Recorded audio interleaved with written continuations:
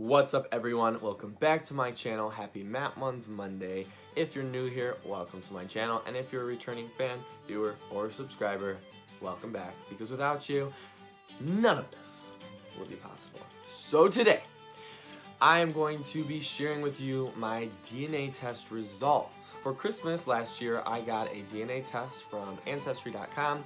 This handy dandy little kit that you can't see. This handy dandy kit right here came to me, and I was able to spit in the little vial that was included, send it off into the mail, and wait for my results. Finally, my results are in, and I am really excited to be able to share that with you guys today. This is something that I have always been very interested in having more detail about.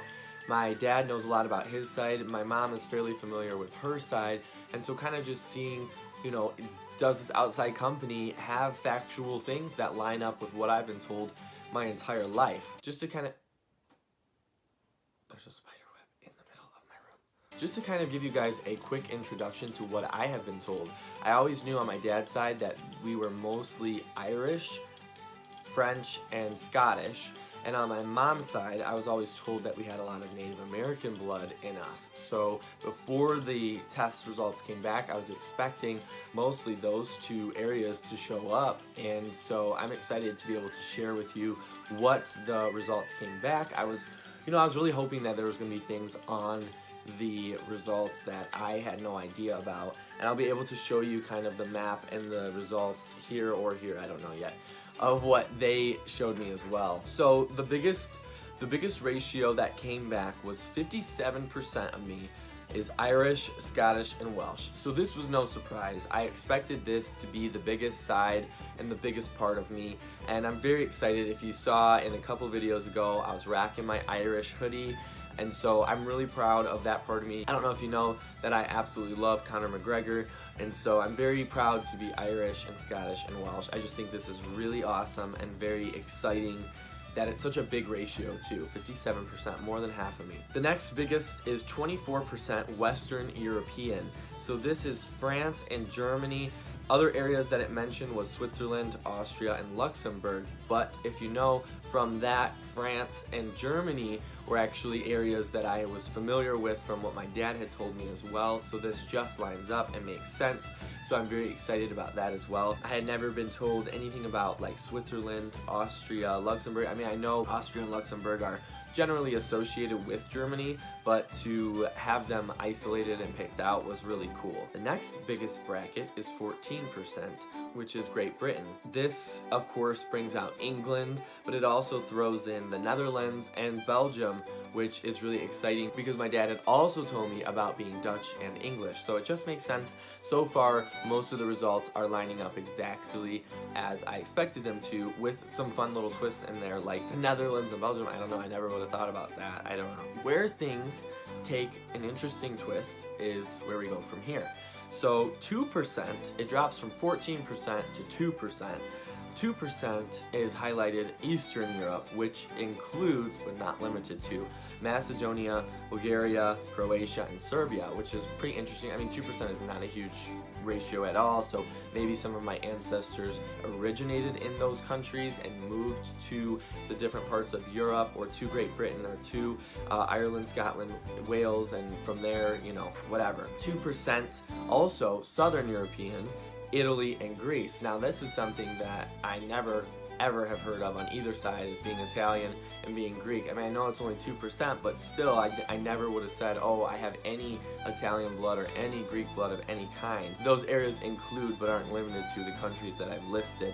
So those regions are what Ancestry had highlighted. And another area, again, this is less than 1%, so really not a significant amount of me, but still worth mentioning, is from Scandinavia. So areas like Sweden, Norway, and Denmark, which is so cool because we're talking Viking territory, we're talking Norse mythology, and I just love that kind of stuff. And I know it's not a significant part of my blood that is from those areas, but still, to even say that I have ancestors that trace back to at one point in time in my line were 100% Scandinavian. That's really, really cool. If you notice, according to Ancestry.com, there's 0% Native American in my blood. 0%.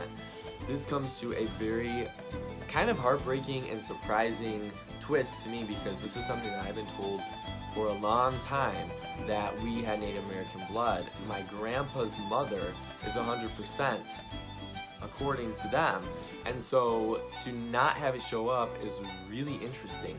So either there's some miscommunication and incorrect knowledge on my mom's side of things, or could the gene pool have mixed so oddly that it just didn't show up in me?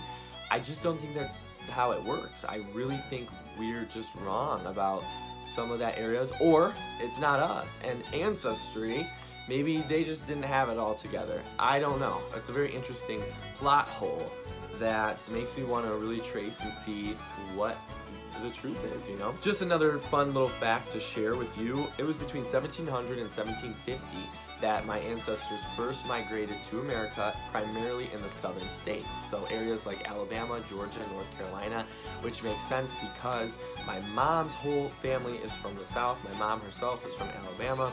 And so I thought this was really interesting. And I know that when the Europeans migrated to America, that was one of the areas that they did end up arriving at, was the southern states. And then skip forward about 200 years, 1925 to 1950, it wasn't until then that the first of my ancestors migrated from the south to the north in Michigan.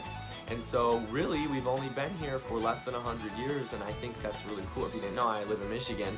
And so to think that, you know, it's not like we've been here forever and we've just started here since the Muns, you know, line began, and we probably weren't Munses forever. I don't know, just all those kinds of things that you think about, I think is really interesting and exciting. So that's a little bit about me, and I'm really excited to have been able to share these results with you. This is something that I think is generally pretty personal, but I thought it was worth mentioning and making a video about for Matt Muns Monday, since it is about Matt Muns on my channel and all the things that I'm into.